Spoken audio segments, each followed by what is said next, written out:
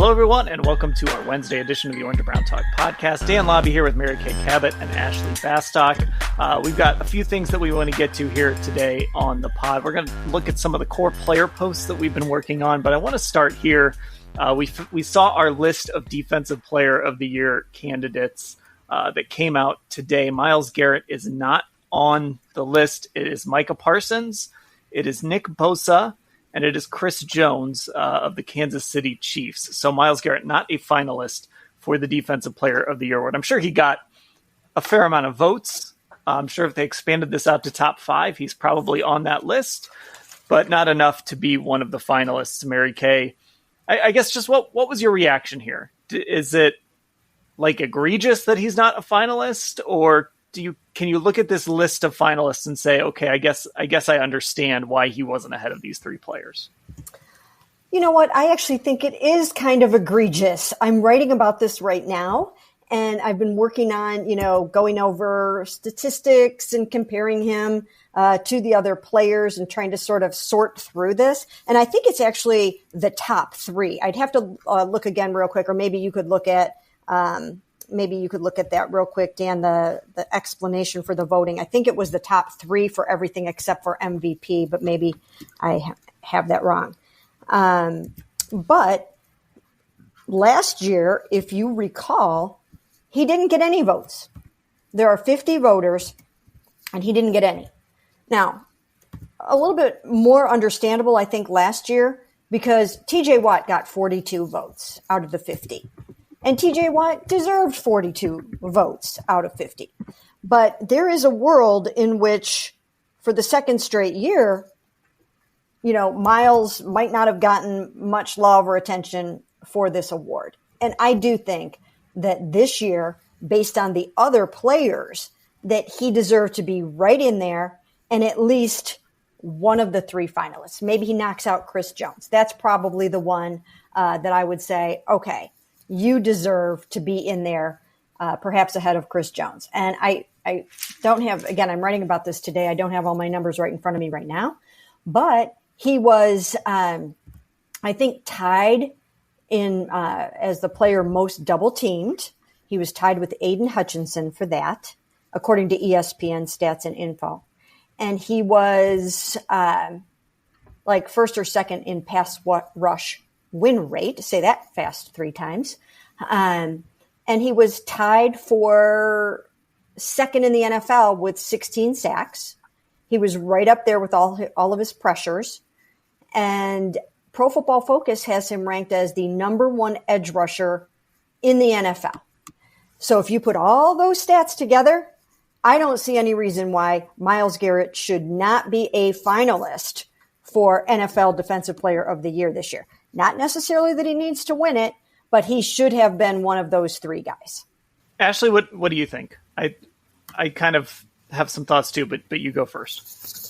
Yeah, I was kind of, as Mary Kay was talking, at first I'm like, oh, well, I'm not really that surprised because of how the Browns season went this year. But when you do look at Myles's individual numbers, they are impressive. And a lot of those stats are right up there with a guy like Nick Bosa and a guy like Micah Parsons. So yeah, Chris Jones, I think, is definitely the one who kind of feels like, it could have been Myles. And I'm reading NFL.com's write-up of the awards, and they cited Max Crosby from the Raiders as a potential snub, and he had a career high 12 and a half sacks, and it's well, Myles had 16. So how are we using this to what's the criteria here that we're using, and how much of it, my question is, just kind of deals with the Browns all around season, this underwhelming season, this defense that struggled, Myles flipping his car and missing a game, and that kind of being a huge narrative.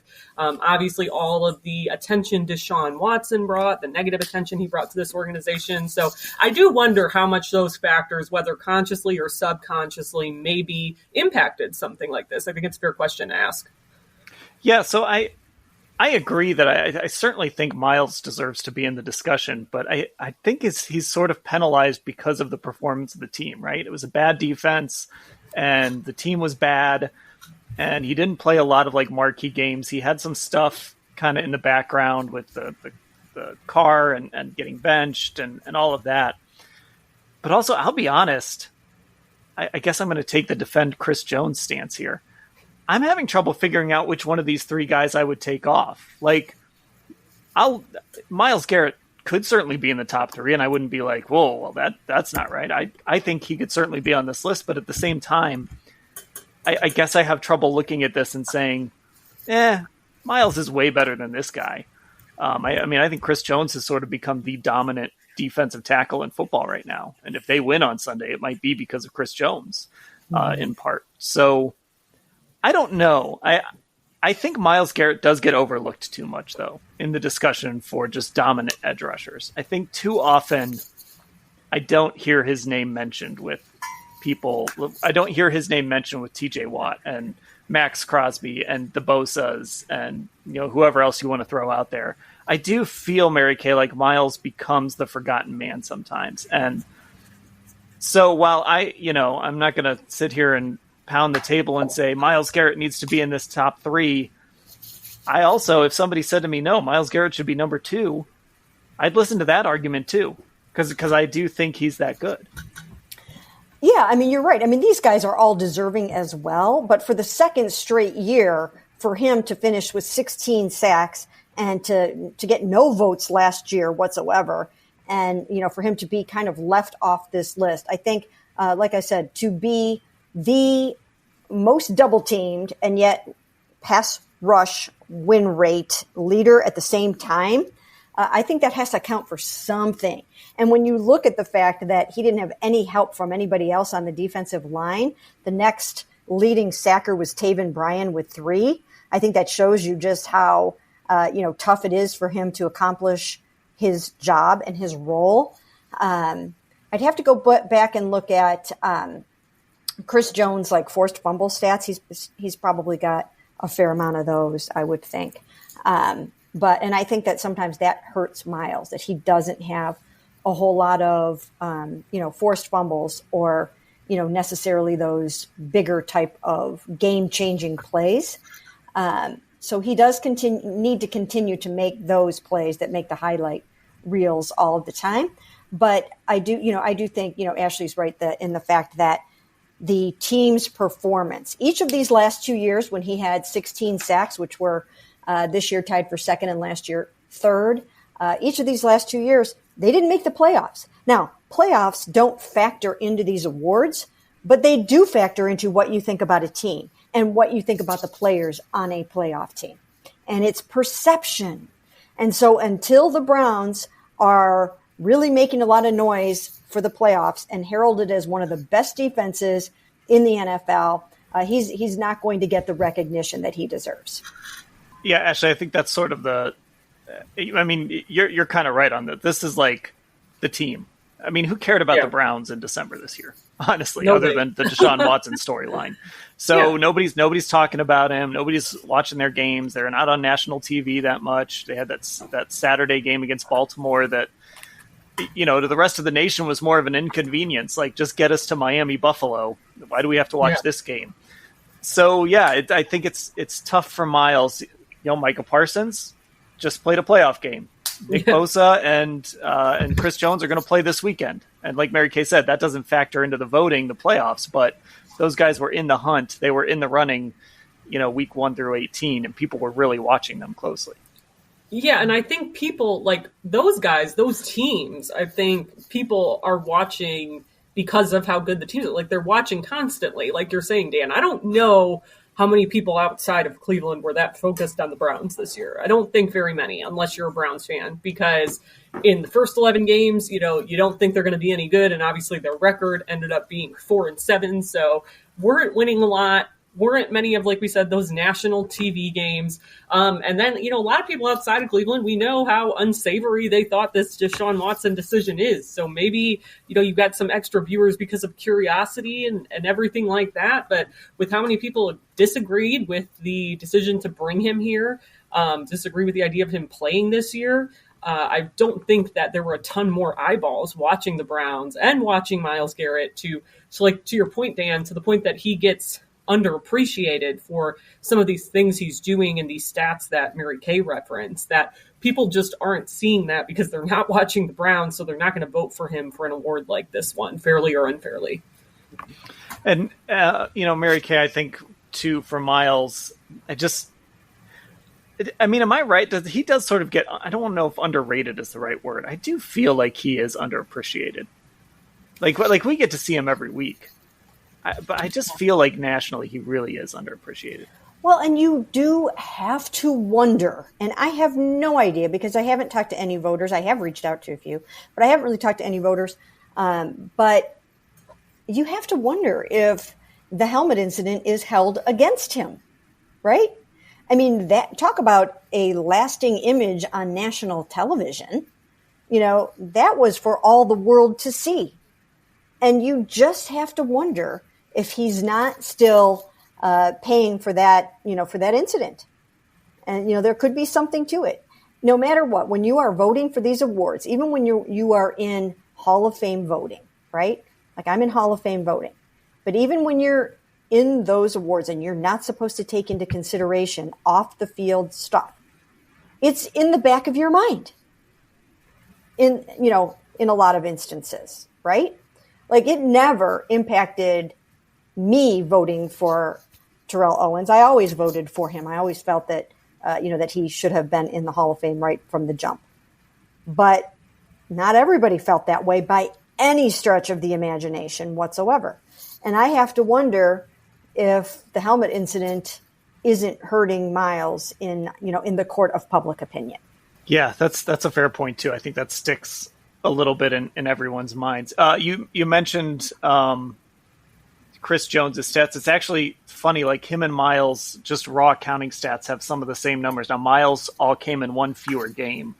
Chris Jones played in all 17. Myles 16 sacks, Jones 15 and a half. They each had 4 passes defensed. They each forced 2 fumbles. The only real difference is Jones was third on PFF among all defenders in pressures. Myles he's up here somewhere. I got to find him. But he's either Myles 5th or 10th. 8th. Oh, 10th in pressure. Okay. Yeah, and then pass rush grade. You've got Myles Garrett was first, then Dexter Lawrence, then Chris Jones, then Micah Parsons. So it's really close. It is really close with these guys. And it's kind of interesting that it was all defensive linemen up here. I think it's really hard for secondary guys to win this award now, unless they just put up huge interception numbers, it seems like. I was going to say that has happened recently. I mean, if you end up with, 10 interceptions, you're going to be right in there, in the thick of it. A lot of times it turns out to be like the sack race is what it is. And that's why Myles knows it's so important for him, to be at the top. I almost feel like in order for him to win NFL Defensive Player of the Year, he's going to have to win the sack title to get the kind of cred that he's looking for. And maybe that'll happen under Jim Schwartz. And Mary Kay, you were right. I shortchanged Myles because PFF has the filter set to regular season and postseason. So your pressure leaders were Micah Parsons and Nick Bosa tied for first. Max Crosby, Zadarius Smith, and Chris Jones was 5th with 77. Myles was 6th with 73. So again, him and Chris Jones were really close in that category. All right, let's take a break, and then let's look at some of these core player posts that we've been working on throughout the week. DraftKings Sportsbook, an official sports betting partner of the NFL, is officially live. Now you can legally bet on all your favorite sports anytime and anywhere right here in Ohio with DraftKings. For a limited time, new customers who sign up with promo code OBTALK and bet $5 or more will receive $200 in bonus bets instantly. DraftKings has the best features, including same-game parlays, player props, and more, with fast and easy payouts right at your fingertips. Download the DraftKings Sportsbook app now. New customers can use promo code OBTALK to get $200 in bonus bets instantly when you place a $5 bet on anything. Only at DraftKings Sportsbook with the code OBTALK. Gambling problem? Call 1-800-GAMBLER, 21 plus, physically present in Ohio. Valid one offer per first-time depositors who have not already redeemed $200 in free bets via pre-launch offer. Minimum $5 deposit and wager, $200 issued as bonus bets. Eligibility restrictions apply. See dkng.co/OH for terms.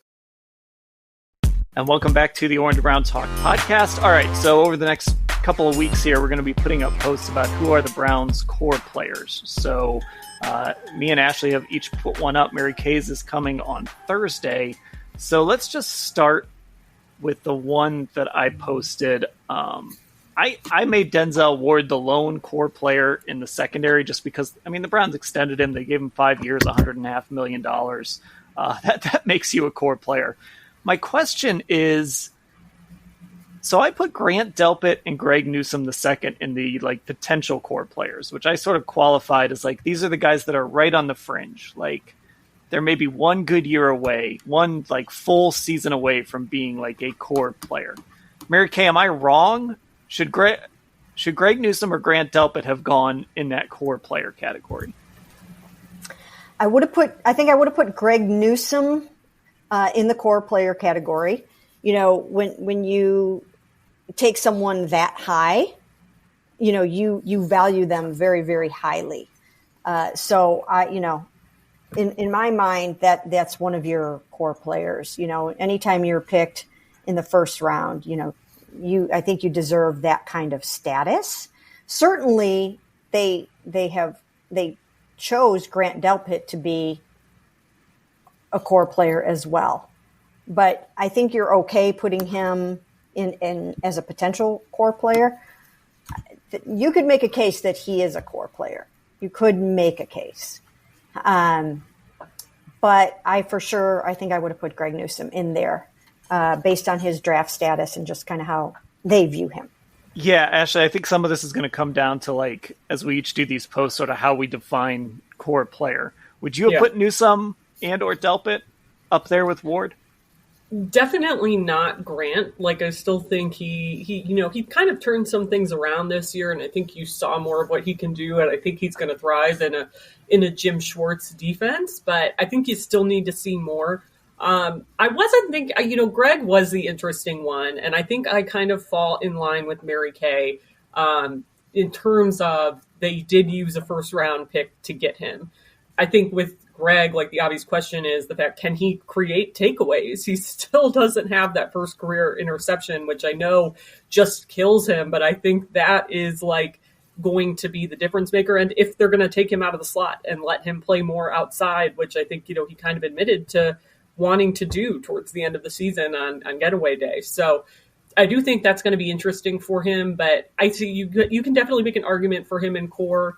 But since we're grading harsh, I don't know. I like that you have only one core player in this. I think Denzel is the one you would pick, but if you want to put two, Greg could be that second guy. I was going to say, just so our listeners know, when we did set forth to do this, we agreed we were going to grade hard, and we were not going to make it easy to be a core player. You really have to be a really key core player, and that was the parameters that we set forth. So just so everyone knows the context. Yeah. And that's sort of where I was with Greg. Had we done this a year ago, I might have said, oh yeah, Greg is a core player. He's going to be the outside corner next to Denzel Ward for the next 5 years. It felt easy. And there was just something about this year. And it probably had to do with him being miscast in the slot. And while he kind of said all the right things up until the end, it was pretty clear that he didn't want to be the slot guy anymore. And that's going to make for an interesting scenario moving forward, because I don't think you can play Martin Emerson in the slot, and there certainly has to be a role for him after his rookie year. You can never have too many corners, Mary Kay, but it can make juggling them very difficult when they're all healthy and you want to get them all on the field. Yeah, you know what? I answered a question from one of our texters yesterday in my haze that posted on Tuesday night. And this person was wondering, can Martin Emerson sort of be the, safety center fielder position because of his length and his size and his versatility? I thought it was kind of interesting. Guys do have to be very versatile in the back end now. So I don't know if you could consider doing something like that per se, or having him play more of a hybrid role so that when you are in, the nickel or the dime, that you could have him somehow, on the field in that type of situation, more closer to a safety. But I thought he also established himself as a really good outside corner. I mean, I thought he did a really, really nice job with that. So now Greg has more speed. Greg has more speed to get downfield and stay with the speedier receivers in those sort of one-on-one situations, or to make up for a little bit of a missed assignment if he needs to get across the field in a hurry or whatever. So I think what's going to have to happen is Jim Schwartz is going to have to get in there. He's going to have to dig in and see who fits where the best. And I've been saying this over and over and over. Those guys, whether or not they're going to make any sense, or they're going to be listened to, or what impact it will have, I think they need to open up and be honest about their roles and how they feel and what they want to do. Greg needs to go in there and he needs to say, I had a really nice rookie year. I thought I was going to be able to build on what I did, playing that outside corner opposite Denzel Ward. Last year, I had to go in, learn a whole entire new position. It was foreign to me. I didn't play to my strengths. And I would like to get back to what I think I do well. I think he should say those things to Jim Schwartz. And then Jim Schwartz can say, hey, I agree with you. Or he can say, we need you to be the nickel cornerback. There's nobody else on this team that can do it. And in your second year, you're going to be so much better at it. And we'll cross-train some other people to do it, but you're our man there. And here's why you're going to do better in that role in your second season. We're going to do this and this and that so that it works better for you. So these are conversations that have to be had over the next several months. Okay, well, now I'm intrigued. Ashley, Martin Emerson as the center fielder, safety. I don't know that he could step in and be like the guy next year, but that is an interesting thought. And I know, I mean, right, there were coaches who said to us, like, he looked like safety. He looked like a safety when they first saw him. Yeah, I mean, he's big. He's got those long arms. I think he's like 33.5-inch long arms or something. It's something crazy. He had some of the best measurements at the combine in that regard. So it would be interesting. But, I do think like Greg just kind of struggled, I thought, in that slot spot. Like, I understand why he didn't like to play it. And I don't think like the physicality suits Greg for what he does really well. I think he's better off being on the outside. But Martin played so well. If that's a way you can get both of those guys on the field at the same time, why not try it? I think Martin Emerson in general, from what we've gotten to know about him this year, would be open to maybe trying something different if it means he's going to get to be out on the field with those guys. Because he seems to really like playing when Denzel Ward and Greg Newsome are out there too. The other thing to consider real quick is that, and I put this in my answer about this whole Martin thing is, because of injuries and concussions and all the things that happen on, in the back end, generally there are enough outside reps to go around. When with so much 11 personnel and so much going on and different kinds of matchups, it does seem like there would be enough outside work for Greg, even if Martin still retains the cornerback role. So I think they probably should be thinking about another nickel corner if Jim Schwartz agrees that maybe that's not Greg's best role. And there's also another reality here, and that's that Cincinnati's about to make their second consecutive Super Bowl, or come close to it, depending what happens on Sunday. Like, you got to beat that team. You've got to be able to line up and beat that team twice a year, and that's the team you have to beat in the AFC North right now. And, we know windows open and close all the time and rosters change, but right now you've got to have bodies to throw at these Bengals receivers, because Jamar Chase is maybe the best receiver in football. He's close if he's not. And T. Higgins is a number one receiver, and Tyler Boyd is really good, and they got the Trents. We all love the Trents on the Bengals. So, you got to have guys. Okay, so I'll ask this before we move on to linebackers. Of Newsome and Delpit, if we're writing this post next year, and you only had to pick one to put in there with Ward, who do you think is most likely? I think I would. This is a tough one, so I'll answer it first. I won't just put you guys on the spot. I think I would say Grant, just because of what I think he might do in this Jim Schwartz defense. But I think it's close. I think either of these guys. I mean, the right answer is probably both. But if I had to pick one, I think I would pick Grant of the two. Mary Kay, what about you? It's very close. It's very close, and you're right, because I think there is some legitimate reason to think that Grant Delpit is going to flourish and thrive in Jim Schwartz's defense, and he will be yet again another year out of the Achilles surgery, and you would think that the farther he gets that in his rearview mirror, the better off he'll be. This was his first real full-time starting assignment. And, there is a learning curve there. And again, as we will come to find out more and more as we go along, there were issues. There were issues on defense this year that they hope to solve under Jim Schwartz. And in that scenario, a lot of the guys that did not fare well in 2022 should by rights step up and be better in 2023. So we will have to see. You're right. I think it's going to be really, really close. That's a hard one. I don't know if I can pick. Maybe just for the sake of argument, I'll go Greg. Ashley, it's hard because I think we all like both players, especially with the way Grant finished this season. So, I mean, I think that's what makes it really difficult. It is. I do think, for some reason, I've been leaning Greg the whole time we've been talking. Grant did have a strong finish to the season, but I think there's still some question marks for me with his tackling, especially when you watch him tackle, sometimes he doesn't use his arms. Sometimes it's kind of inexplicable. It's what's happening. Sometimes he does bite. We saw that against I forget what long play it was recently. It was towards the end of the season, and the next gen stats, it showed him lurking up, I think against the Bengals in Cincinnati, and he bit and they were gone. So those mistakes, it seems like Greg is just less prone to making them. And I do really think with him, the takeaways are going to start coming. I think Jim Schwartz is going to put him in more of a position to be successful. So that's why I'm going to say him. And just to argue with Dan is the other reason. I love it. It's because you haven't gotten to argue with Doug in a while. Yeah. I need to get it out of my system. All right, let's look at the linebackers that you put up the other day on Tuesday, Ashley.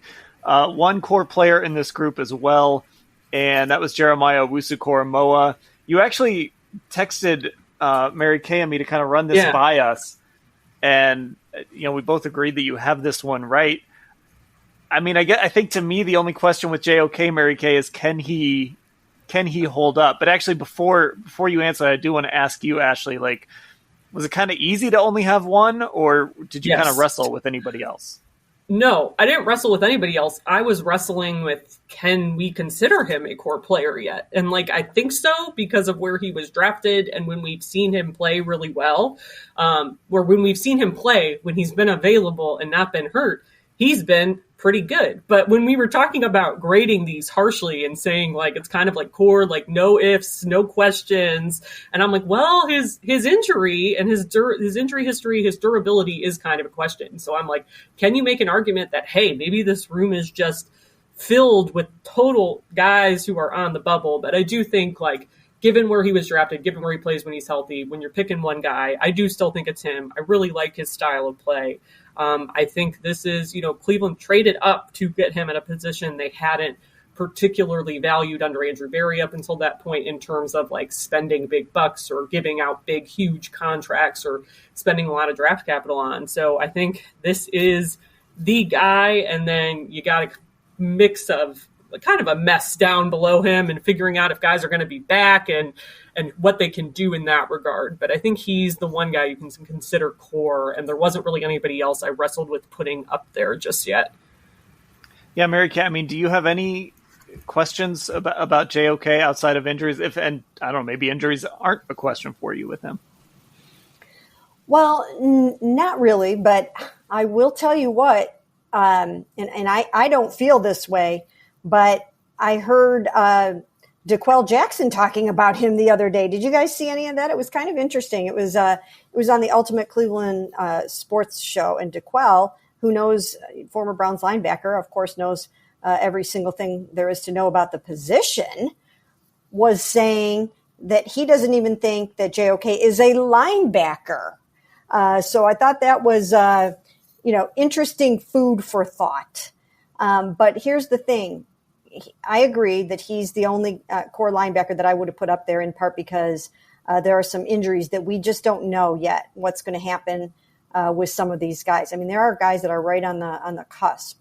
I would have Anthony Walker and Sione Takitaki, real close, depending on how they are coming off of their injuries and whatnot. But yeah, so I think JOK is the right choice for, the core player here. But I think it will be very interesting, once again, to see what Jim Schwartz makes of him, to see what he feels like he can do with him, and to see what JOK can do when he's got some bigger, better defensive tackles in front of him, and how that frees him up to kind of live up to his potential and do what he can do. So I think the future looks bright for him, and he's the only guy I would have put right up at the top right here. How many guys can we move to safety on this podcast? I think we're up to 2 now. I'm assuming that's where DeQuell was going when he said he wasn't even sure if JOK was a linebacker. So let's have a pod where we make a case to move everybody to safety. So like Perry, here's why Perry on Winfrey would thrive as a strong safety. Oh boy. The question I have about this, because looking through the rest of the guys on this list, you've got Tony Fields, Jacob Phillips, Sione Takitaki, Anthony Walker, and then there's other names on this list as well. Can I say too, really quickly, Dan, I didn't realize you did 4 categories, so that's why all those guys are in on the bubble. Had I noticed did I do 4? You did potential core players as its own category, and I did say for both Sione Takitaki and Anthony Walker Jr., like I do consider them potential core players, but in some ways I do think it's kind of fitting to like lump those 4 together because, of course, with Takitaki and Anthony, we don't know if they're going to be back next year. So that's the biggest question mark of will they bring back one or both of those guys? And if they do come back, like Mary Kay said, how are they going to look after undergoing, big surgeries on their knees? And what's that going to be like? How quickly are they going to be able to get back? How effective are they going to be? So they do have their own set of questions, even though I think they teeter on potential core player. Yeah, so I'm wondering, Mary Kay, we've talked so much about what the Browns need to do this offseason, right? Defensive tackle, edge rusher, wide receiver. We've eaten up a lot of Browns resources already. Mm-hmm. Yes. Is linebacker on the list, or can they cobble this together with JOK and then, you bring back Takitaki and hope he's healthy. Maybe Anthony Walker's back in the mix. Can they cobble this group together with what they have, or do they need to somehow find a way to address, adding some more bodies in that room? Well, I think they probably need to add a body or two based on some of the injuries and not really knowing what's going on. And then you're probably going to want to have that sort of one guy, at least, that Jim Schwartz said, okay, I need this, this, this, and this in my weak side linebacker or whatever it is. Or I need this, this, and this in my strong side, and he's got to be this guy. So I think Jim Schwartz will help dictate what he needs at that linebacker position. But I don't think necessarily that they're going to go out and spend a whole ton of money and commit a ton of resources to it. I think Jim Schwartz made it clear that he wants the resources in the defensive line. So that's where the money is going to go. And then, maybe you commit a higher draft pick or whatever to linebacker. Maybe you continue to develop like a Tony Fields and hope that he can fill in some for you there. So they've got some guys like that. I don't think that you're going to see like a super high priced linebacker coming in free agency. So Ashley, how did you come away from this kind of look at the linebacker room feeling about the position moving forward? Do they need to add more? Can they get by with what they have? It's an ongoing conversation with Andrew Berry and the staff. How much do they value linebacker? I do wonder if they can do it with one guy who could become a star and then kind of fill in around him. And I mean, maybe because Taki, if he's healthy, if he's able to come back around, he told us mid-October. That's if everything goes well, if he has no setbacks. Given when he had his surgery, it's about 10 months out. He proved he was always good against the run. That's kind of what he'd been known for. But he really proved he could be kind of an every down kind of player this year. And they got in that situation because of injuries, but I think he did it. He matched some career high, his career high defensive snaps number, despite missing the last 5 games totally. He had some really nice stats just overall. So I think that's a guy who, could help you get by. I think Anthony Walker, I said, given the leadership vacuum it felt like this team had, I think you almost have to bring him back if I'm them. Now, I don't know what the money situation is going to look like for either of those guys. I know Taki even said to us, he knows he lost some money by getting hurt when he did, that it was very unfortunate for that reason. So maybe they'll be able to financially make both of those guys work.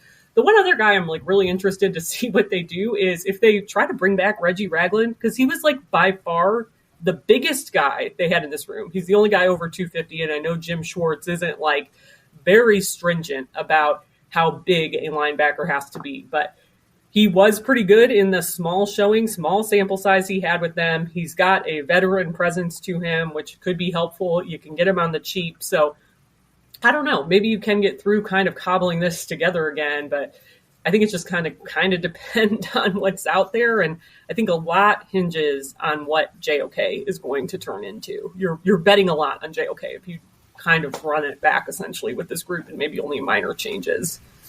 Yeah, Reggie Ragland actually seemed to play pretty well when they threw him out there at middle linebacker.